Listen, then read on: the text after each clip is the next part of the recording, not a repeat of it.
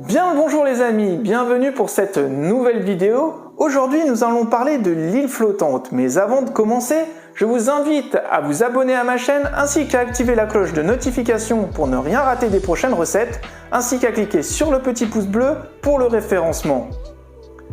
Il est impossible de parler de l'île flottante sans parler de la crème anglaise. Cette dernière fut inventée en Angleterre au XVIe siècle et arriva un peu plus tard en France. Il y a une nuance entre la crème anglaise et la crème anglaise française. En Angleterre, la crème anglaise est souvent nature. Elle est parfois même servie chaude et a une consistance plus épaisse qu'en France. En France, on a tendance à la servir froide, plus légère et très souvent vanillée. Voilà, ces petits points de détail éclaircis sur les origines et la différence de la crème anglaise et la française. Maintenant, place à la recette de l'île flottante.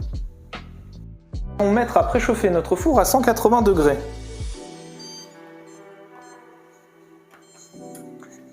Ensuite, nous allons fendre notre gousse de vanille en deux. On peut aussi remplacer la gousse de vanille par un sucre vanillé ou bien par un extrait de vanille. On verse notre lait dans une casserole.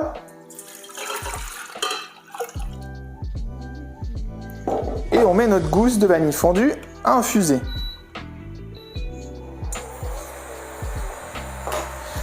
Pendant que notre gousse de vanille est en train d'infuser, on va clarifier nos jaunes d'œufs.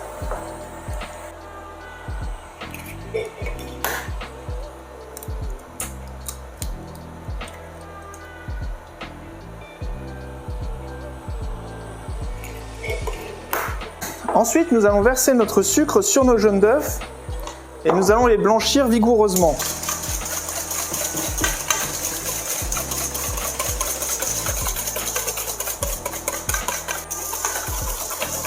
Voici pourquoi on nomme ce terme blanchir, car le mélange jaune d'œuf et sucre, une fois fouetté vigoureusement, devient un peu plus clair.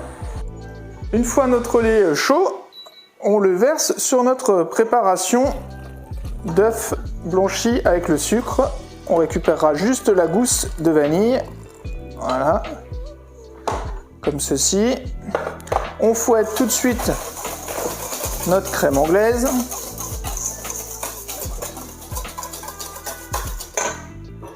Là, avec le dos d'un couteau, on vient récupérer les graines de vanille de notre gousse.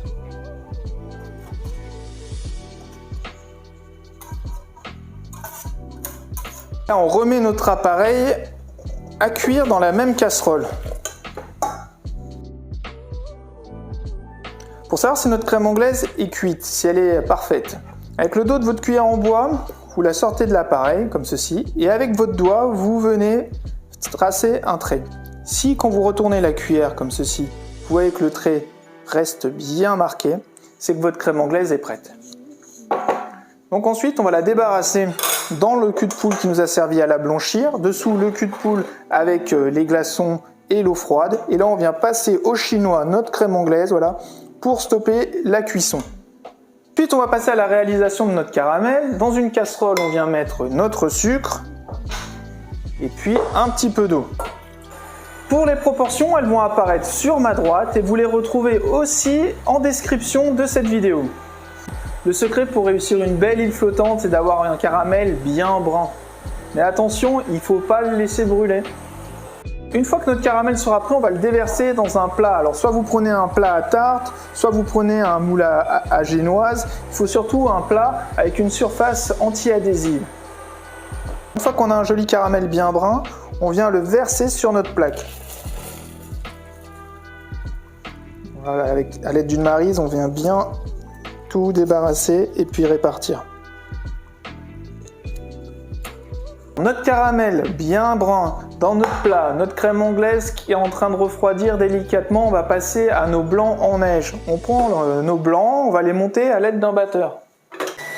Pour réussir cette recette, il est important d'ajouter notre sucre en deux fois. Une première fois, une fois que nos blancs commencent à être montés, et la deuxième partie quand c'est la fin et on met un grand coup d'accélérateur à notre batteur. Et voilà les amis, nos blancs sont montés. Vous voulez savoir si vous les avez réussi, vous prenez votre fouet, vous le retirez et vous voyez, s'il forme un bec, comme ceci, c'est que vos blancs sont bien réussis. Ensuite, on récupère notre plat où il y a notre caramel et on vient verser nos blancs, comme ceci, dessus le caramel. Voilà. Et là, avec notre maryse, ou avec une spatule, hein, mais avec une maryse c'est très bien. Voilà. Essaye de lui donner une belle forme. Alors ce qui est bien avec cette recette, c'est qu'on utilise 6 jaunes d'œufs pour notre crème anglaise et on garde nos 6 blancs pour réaliser l'île flottante. Donc rien ne se perd. Alors maintenant, on va la mettre au four. Pour ce faire, on prend une plaque un petit peu profonde. On vient disposer notre plat au milieu. Et ensuite, on vient ajouter un petit peu d'eau. Voilà, comme ceci.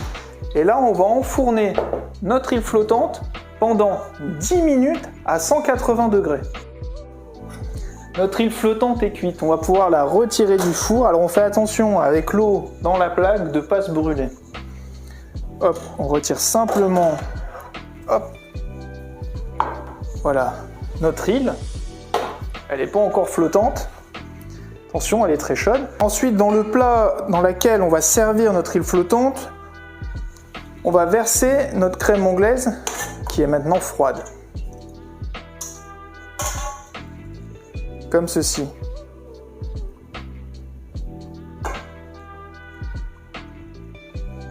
Et ensuite, on va pouvoir démouler notre île flottante. Alors, il ne faut pas attendre qu'elle soit trop froide, sinon ça sera compliqué. Toujours à l'aide d'une maryse. Hop, on vient faire un léger appel d'air. Voilà, donc là vous voyez, elle vient de glisser. Et là, hop, on vient la renverser sur notre crème anglaise. Mes amis, notre île flottante est terminée. Il ne nous reste plus qu'à la mettre au réfrigérateur pour qu'elle soit bien froide au moment d'être servie. C'est le dessert idéal pour les repas de famille ou entre amis parce qu'il est convivial. On se coupe une petite part, on met généreusement de la crème anglaise. C'est délicieux, c'est parfait. J'espère que cette vidéo vous aura plu.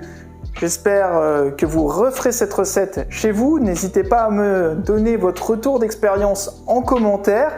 Sur ce, je vous dis bonne cuisine et à jeudi prochain. Ciao, ciao!